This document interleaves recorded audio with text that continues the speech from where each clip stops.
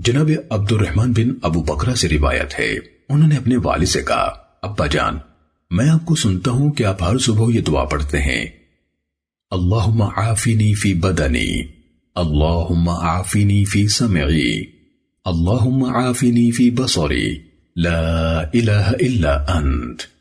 اے اللہ مجھے میرے بدن میں آرام دے، اے اللہ میرے کانوں کو سلامت رکھ، اے اللہ میری نظر کو درست رکھ، تیرے سوا کوئی عبادت کے لائق نہیں۔ آپ یہ دعا صبح کو 3 بار پڑھتے ہیں اور شام ہوتی ہے تو 3 بار پڑھتے ہیں۔ تو انہوں نے کہا، بلا شبہ میں نے رسول اللہ صلی اللہ علیہ وسلم کو یہ دعا کرتے سنا ہے، تو میں پسند کرتا ہوں کہ آپ کی سنت پر عمل کروں۔ دوسرے راوی عباس بن عبدالعظیم نے اپنی روایت میں کہا، اور آپ یہ دعا بھی پڑھتے ہیں، اللہم انی اعوذ بک من الکفر والفقر، اللہم انی اعوذ بک من عذاب القبر، لا الہ الا انت۔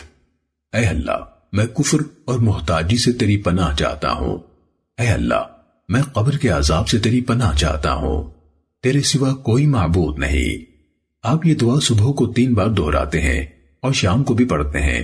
تو انہوں نے کہا، میں پسند کرتا ہوں کہ رسول اللہ صلی اللہ علیہ وسلم کی سنت پر عمل کروں، اور کہا کہ رسول اللہ صلی اللہ علیہ وسلم نے فرمایا، پریشان حال کے لیے یہ دعا ہے، اللہم رحمتک ارجو فلا تکلنی الی نفسی طرفت عینی واصلح لی شأنی کلہ، لا الہ الا انت۔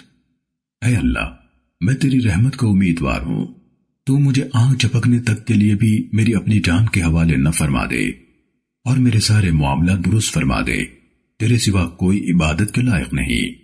اس روایت میں عباس بن عبدالعظیم اور محمد بن مسنہ نے بعض کلمات ایک دوسرے سے کچھ زیادہ کہے ہیں۔ سنن ابو داود حدیث نمبر 5090۔